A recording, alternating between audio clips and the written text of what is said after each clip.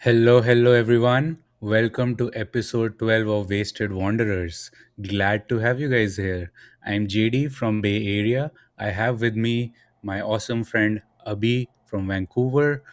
We have an interesting set of topics today covering a hacked game, a multi-million dollar fine, Canadian excise taxes, and the craziest pivot by a tech company ever.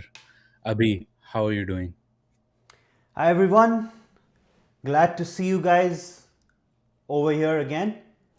Yeah, today is going to be fun. Today is going to be funny stories rather than it's not going to be the usual serious drab. It's not going to be too long either, so you guys can uh, quickly finish listening to both of us and then enjoy the rest of your evenings.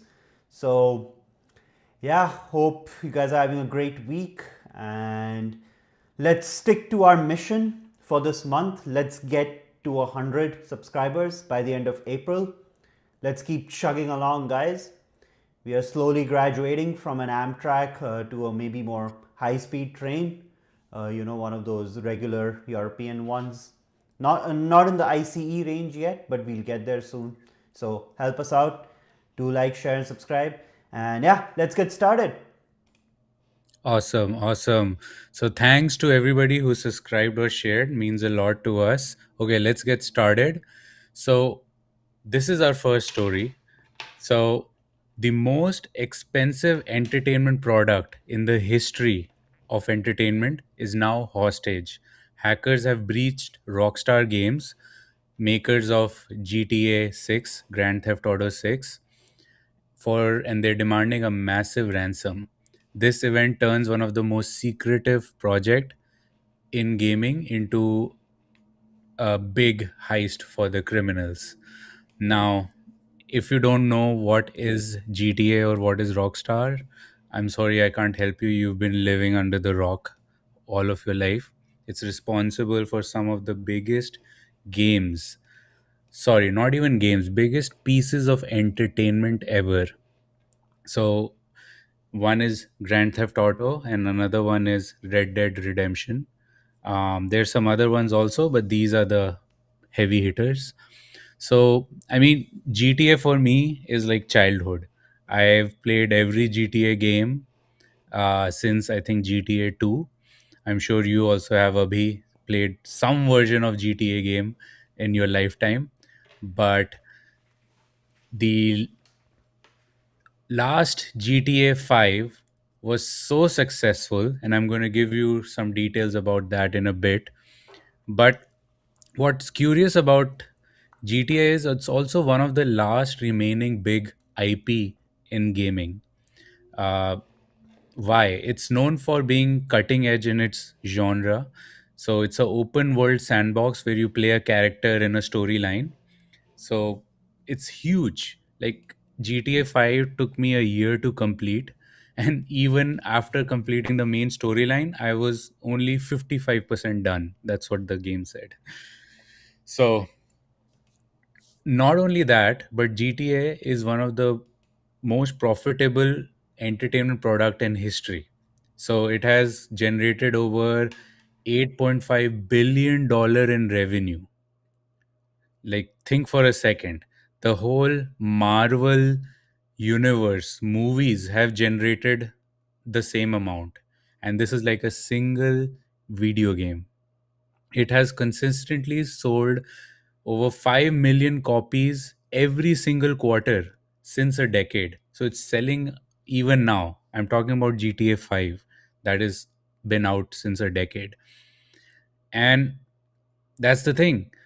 Now Rockstar is spending around $2 billion on developing this new version, GTA 6.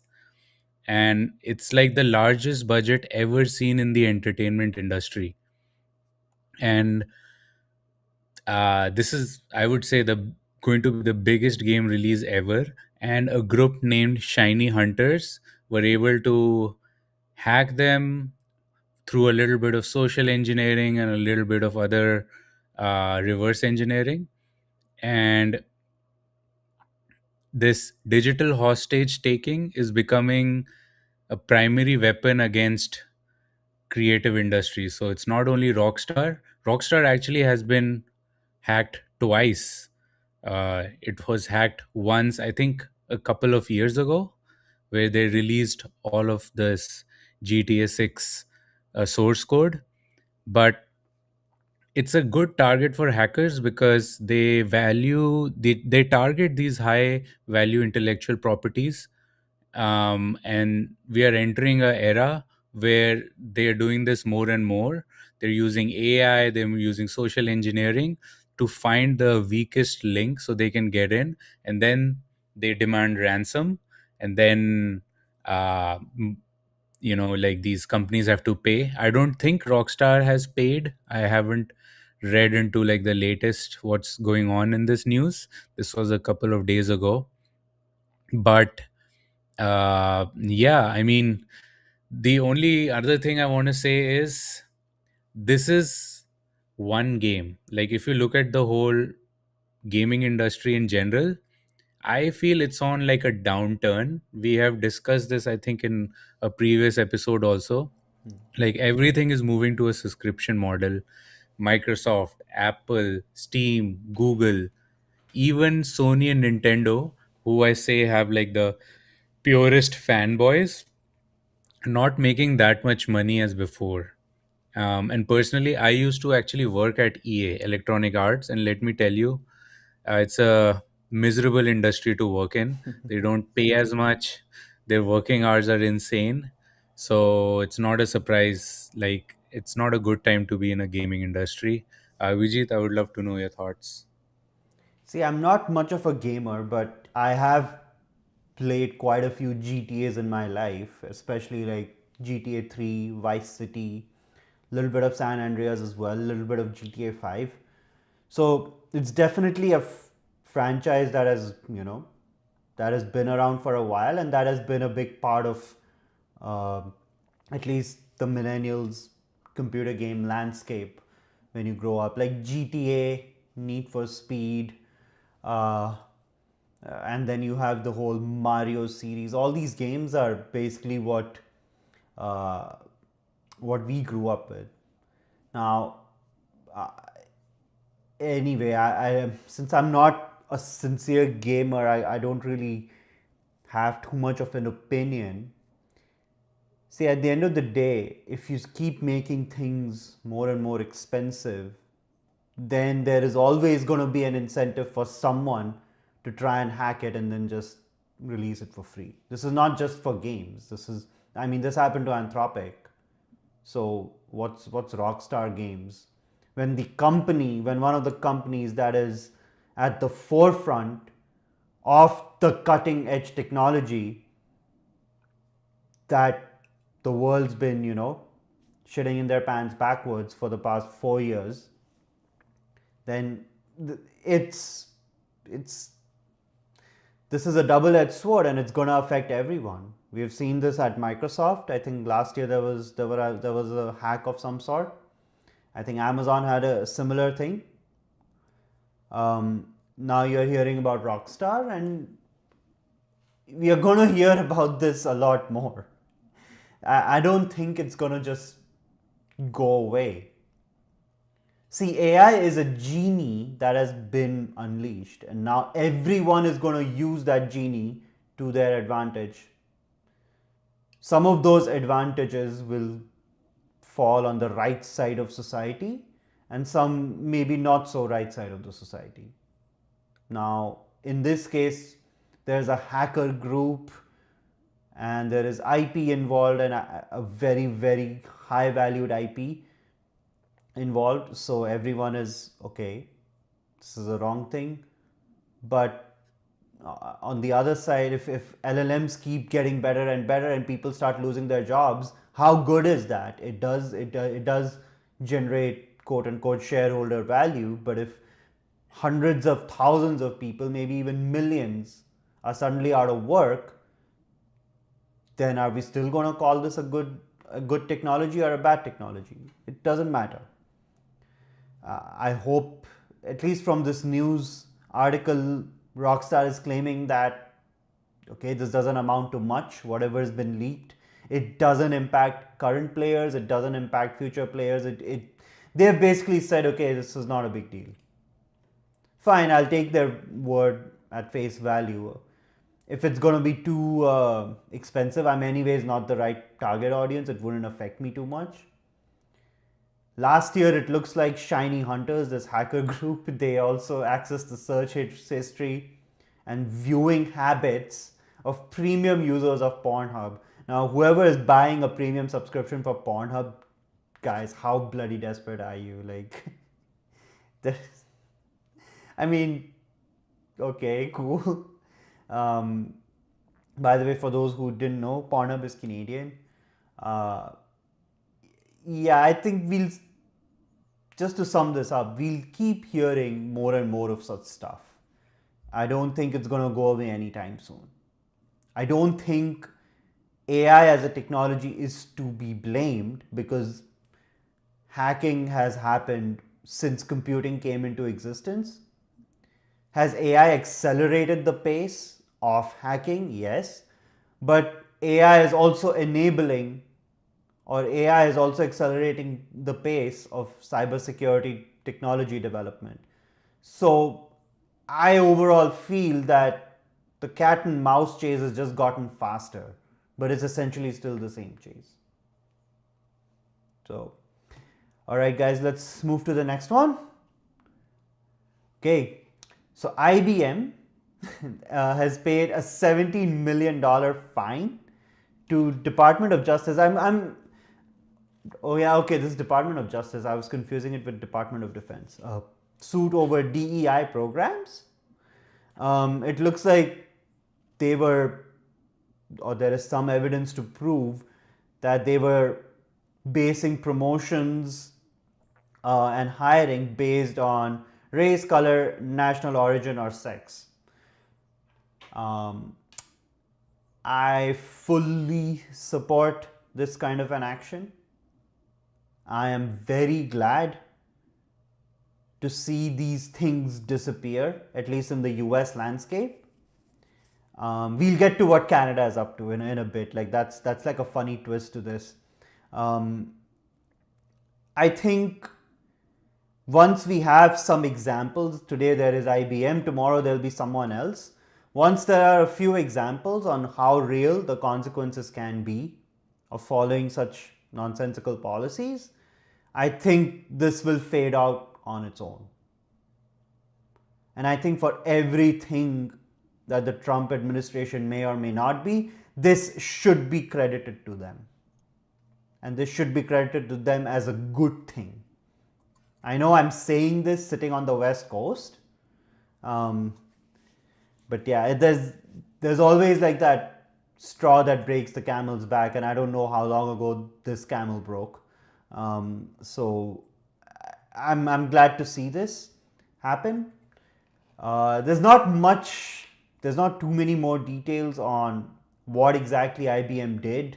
It's a very short news, but it's just, I found it very interesting and very relieving to see such things actually happen. Like the Department of Justice is taking an active stance. I mean, a couple of years back in California, there was a case around casteism uh, in Cisco, uh, and it was eventually proven complete rubbish, which it really was.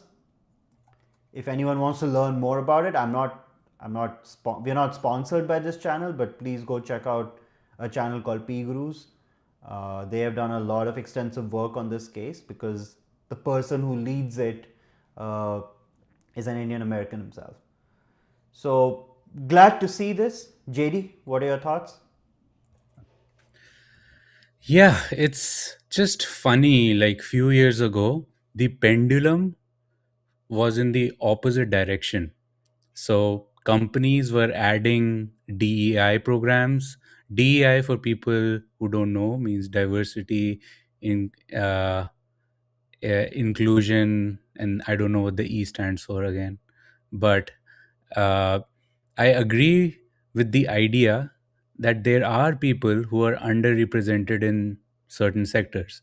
Tech, in this example of IBM. But if we blindly bring in DEI into companies and we force it into people, and people are now hiring based on DEI at the cost of merit, that is not fair.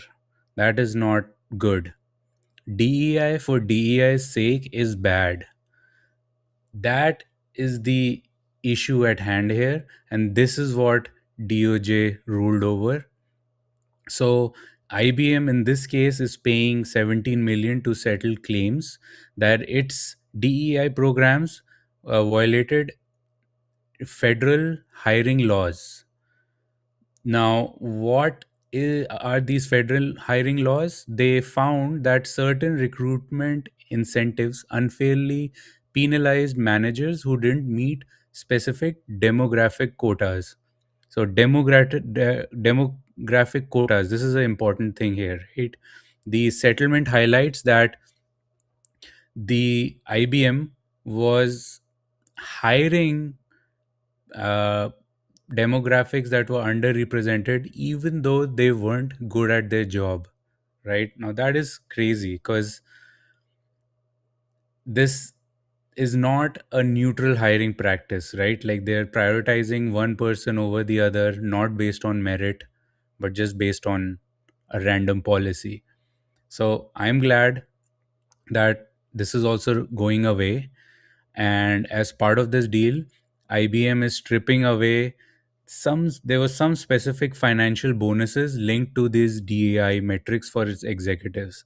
So if you were Abhijit, like director at IBM, and you would hire all these DEI folks, you got a specific financial bonus linked to the hiring. So that is what is going to go away. And this move signals a retreat from using hard cash to drive social engineering within a corporate hierarchy. Now, this is also a warning shot to the big tech. Now, big tech for a long time was the trailblazer in DEI movement, right? So now this DOJ action serve as a blueprint for future lawsuits against Silicon Valley. IBM settlements proves that even the most established tech giants are no longer immune to federal pushback against identity-based hiring framework. So yeah, those are my 2 cents. Yeah, I mean, if you are literally going to incentivize managers to hire people who can't do the job just because they're meeting some sort of a diversity quota, then you are going to lose quality. I mean, I'm not sure. I, from my understanding, IBM used to make really good PCs. Then they sold off the Lenovo brand, or they sold off the ThinkBook brand to Lenovo, and they are doing stellar with that. Now IBM is basically a glorified IT consulting company, and there is so much competition in this space that there is no reason to pay a premium for an IBM consultant. Seriously, like, okay, you have IBM, you have Accenture, you have all the big four that offer IT consulting services and I'm not just talking about strategy, I'm talking about implementation of technologies. You have, even in the MBB space, you have Boston Consulting. They are absolutely huge in this space now. And you have, to top it off, I haven't even started talking about all the boutique consulting firms that have just popped up everywhere. Case in point, in Canada, we have the M&A consulting firm. It's like a big four, but just, Canada based. MNP, sorry, not M&A. In this environment, if IBM is going to incentivize people to not necessarily buy or hire based on merit, then you're literally digging your own grave. I think it's gonna help IBM refocus on what their primary business is. I think equal opportunity is a right, equal outcome can never be achieved, no matter how hard you try. Meanwhile, in Canada, Leah Gazan used, this is just a comical detour, guys. Leah Gazan used the term while criticizing PM Carney's $7 billion in cuts. So there's one prime minister who's actually trying to reduce the size of the federal government. And Leah Gazan, she's from a party called NDP. And this very reason is, or this very incident is the type of reasons why I never even consider NDP a serious party. Um, but yeah, she decided to use an acronym to identify the LGBT community, guys. And just, I'll read this out: MMIWG2SLGBTQQIA plus. In this article, it says that this sounds like a Wi Fi password. My Wi Fi password is shorter than this.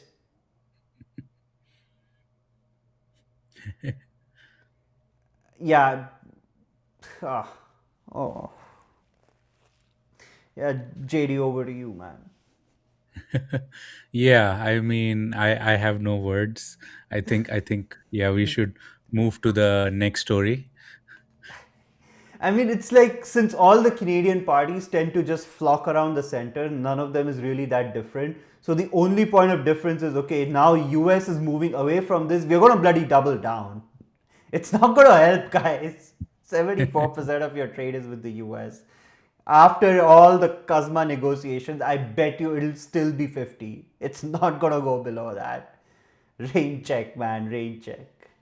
Anyways, let's move to the next one.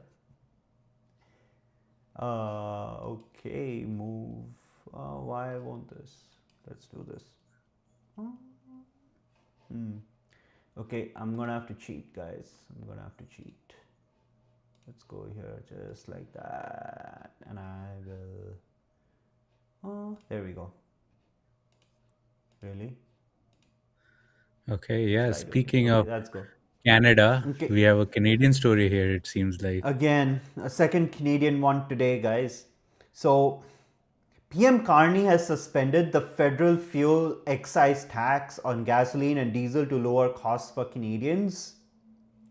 I like the intent, but this feels very Trudeau era like, where we got a gift from former Prime Minister Trudeau, the guy getting drunk from single use plastic cups with his girlfriend Katy Perry. He also gave such a incentive before he eventually resigned in 2024, where we got the carbon tax rebate for 2 months, and especially we could buy more stuff for the holidays, right? Now, this particular story gets into okay, how the government is trying to reduce taxes and everything, and I think those are all valid points. My only criticism is this just feels like another freebie to try and stay, in the news. Fourth largest oil reserves, and we are paying, at least here in BC, more than $2 a liter. Makes no grammatical sense, makes no economic sense. Just it's it's uh, it's an anomaly that that can only be explained by ideological thinking, not backed by any facts. Right? Honorable Tim Hodson, Minister of Energy and Natural Resources, while we build more affordable, sovereign energy at home for the grid of tomorrow, we are providing relief for the affordability challenges caused by events abroad today. True. Being an energy superpower, yes, means delivering energy Canadians can afford, whether they are paying household bills or filling up their car. I don't know which version of Canada Honorable Tim Hodson is talking about. Yes, energy superpower, cannot deny that, But that's a potential. That's not a kinetic happening at this point. I don't know how much cheaper stuff is in Ottawa. Yes, in BC we typically have lower utility bills. But seriously, man, like filling up a car, it's like owning a car has become a sin. And the public transport is not as good as all the European cities where you lift your head, you see a bloody train, you see a bloody bus. No. You put a bus in the loop in the greater Vancouver area, you are easily adding 20 minutes to your journey without even thinking about it. I can guarantee that the information is correct because it's happening to me right now. I'm waiting to get my car fixed. So my wife and I, we both have to travel by public transport. We are fortunate enough to be close to, you know, what we call the SkyTrain. It goes quickly, and both of us work near SkyTrain stations, so we don't have to have a bus in the loop unless we want to go sort of out of the way and go somewhere else entirely.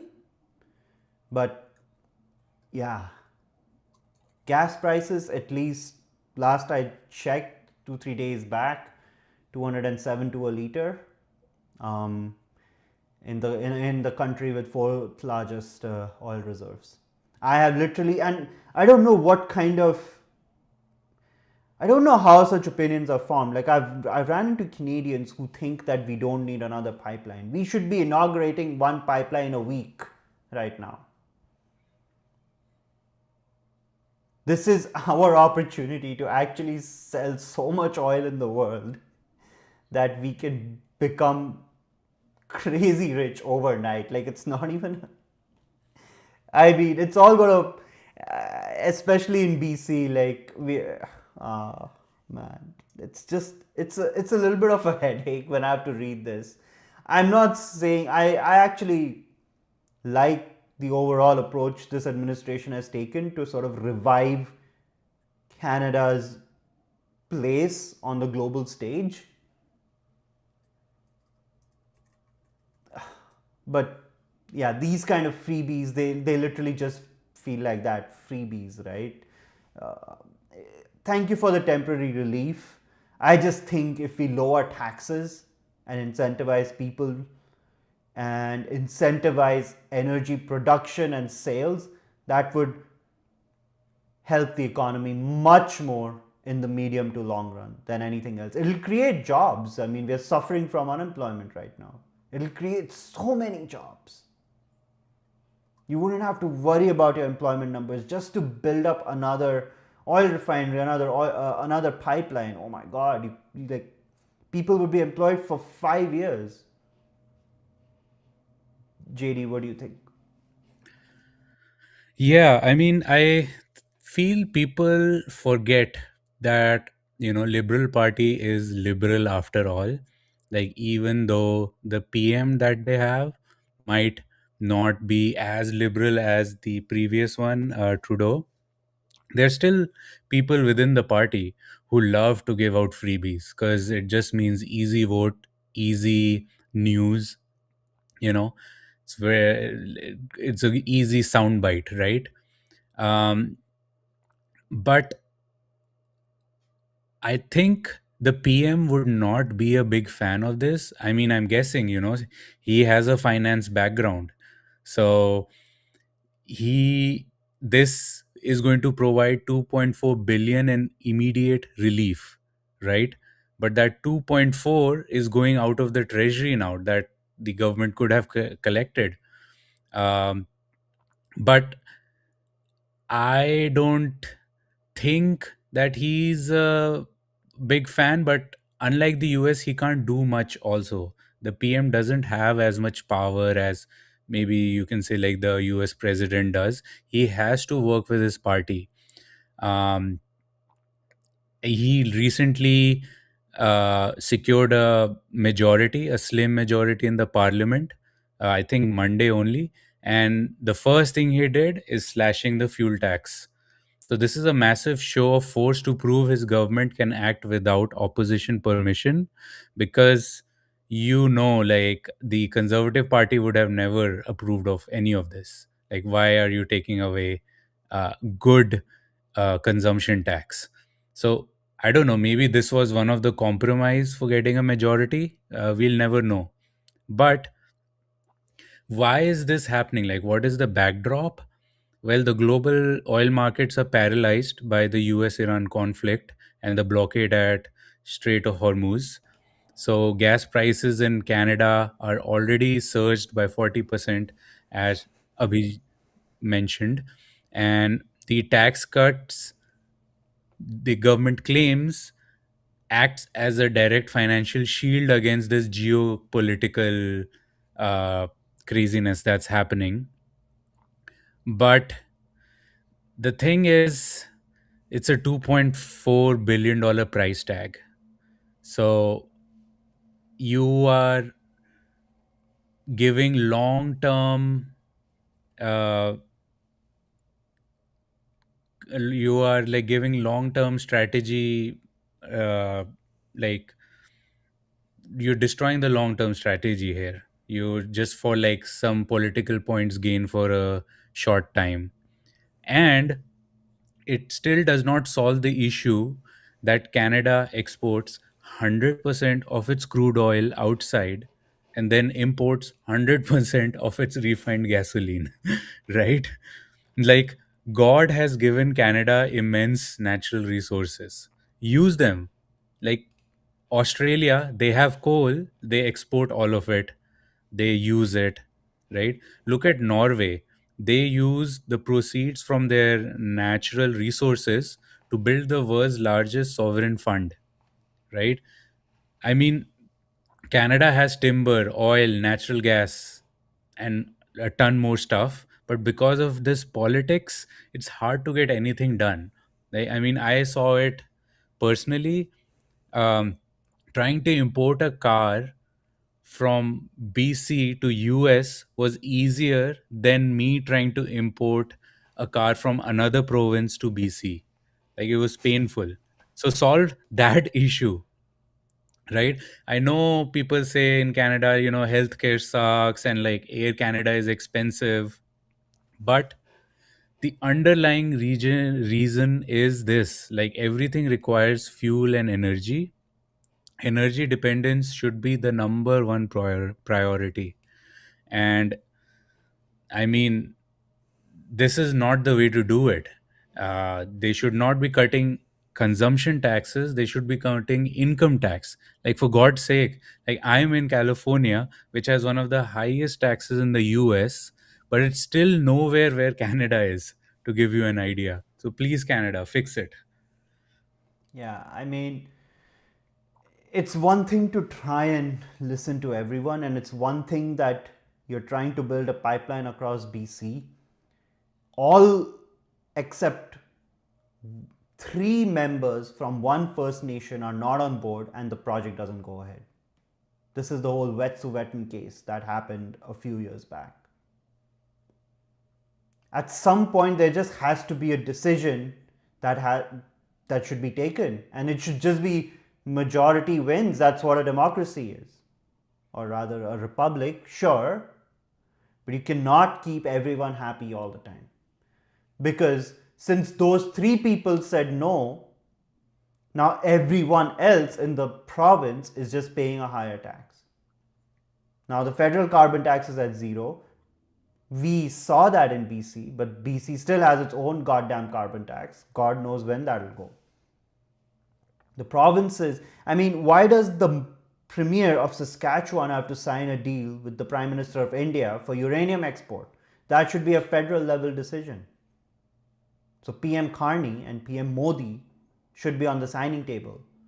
I'm glad that Scott Moe, the Premier of Saskatchewan, went on that visit. I just think that's redundant. It's easier to trade with the US states even after all the blah blah around the Trump administration than among provinces in Canada. Quebec is still saying we'll never allow a pipeline through our province. What kind of a constituency are you serving? Anyways, these are questions that won't get sorted on today's podcast. So let's move on to our final one for the day. Another funny one. depending on how you look at it. There we go. And I'll here. So JD, do the honors on this one. Man, I don't even know where to start with this. Like, okay, I'll try. So, Allbirds is or was a maker of shoes, and it was listed. I mean, it is listed right now, and it is now completely exiting the footwear market.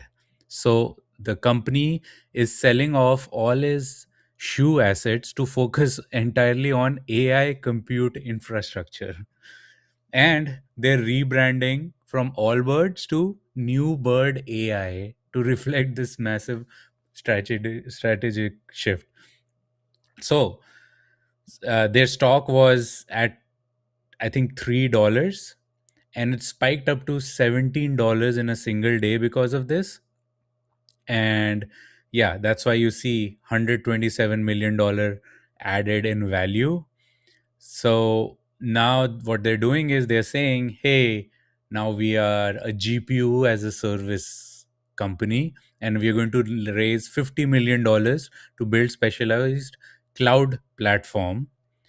Um, and it's funny to me because it seems like deja vu to me, like there's a lot of parallels between this and the 2017 blockchain mania, right? Like there was a massive stock jump based on some random press releases, and then what happened to the companies later on? None of them exist, or they exist as shell of their former self, right? So I think this just is showing us that I think we're at the peak of the AI bubble. If a random company can just come in and say, like, hey, that thing we were doing for a decade, you scratch that, we are an AI company now. Like, and how can not people see this as a scam? Like, if you want to get into AI, just close the goddamn company and start a AI company, right? Like, it's easy to get money privately, right? Like, Abhi, if you and me, we have a random AI idea, I can assure you somebody is going to throw $1 million at us, right? So, why take a public company through all this? I mean, there's only one reason, right? It's a scam, it's a pump and a dump scheme. So, I would advise people to just stay away from this. It may look tempting and you might wonder, oh, should I like buy it and sell it before it crashes? Don't. This has got warning signs written all over it. Just stay away. That's my 2 cents.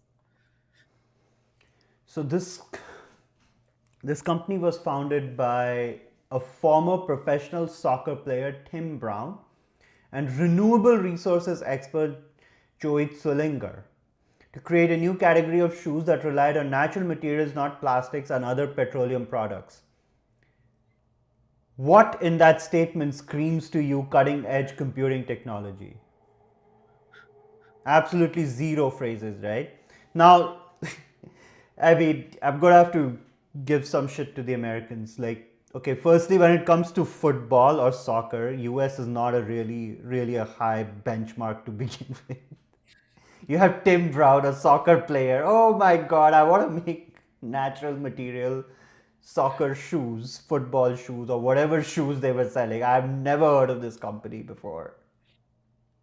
Like, I'll stick to A6. Anyway, be that as it may, they were doing something, and now they are going to be an AI company. They are going to lease out AI infrastructure. They don't own shit right now. I don't know if they even know what the price of a GPU is. Forget about the price of a cutting edge NVIDIA GPU. Bro, try to go get an SSD, a Samsung SSD, 2 terabytes. Let me know how much you buy it for. God. Like, yeah. See, it's intelligent. at least these people, whoever makes decisions at this company, they have seen the hype train. They have identified it. They've jumped on it, albeit very late, and they just don't have a convincing pitch on what they have done so far allows them to pivot to AI. Even when the makers of Slack, they weren't trying to sell Slack. They were making games and they had come up with a communication tool within their company. And then they said, okay, why don't we sell this? Our games are not working out. But they had a product, they had a reason to pivot, they had technology to pivot. Let me know, guys, what I've missed in that statement. None of that screams to me cutting edge computing technology. It could be cutting edge shoemaking technology. It could be cutting edge some sort of fabric weaving. I don't know, whatever goes into making shoes. For the few people who probably held those shares, sometimes you just hold your stock because you're hoping it would bounce back, and maybe they got their return, from $3 to 17 or wherever it ended up. Uh, Good for you guys. You got your lotteries. Enjoy. I hope you exited at the right time. Uh, but yeah, this is an investment I wouldn't touch with a 10 feet pole and a hazmat suit. Only time will tell where it goes. I'm not sure if I'm going to spend my time tracking this any further. If something just blares at my face one day in Apple News or something, that's a different story. But yeah, all right, guys. So this brings us to the end of today's episode. Let us know what you liked. Let us know what you disliked. If you feel like abusing us, please do so in the comments. But do not forget Mission 100 by the end of April. JD, your thoughts? Yes. Thank you to those of us who listen till the end. We love you guys, and we'll be back next week with more interesting stories. All right, guys, signing off. See ya.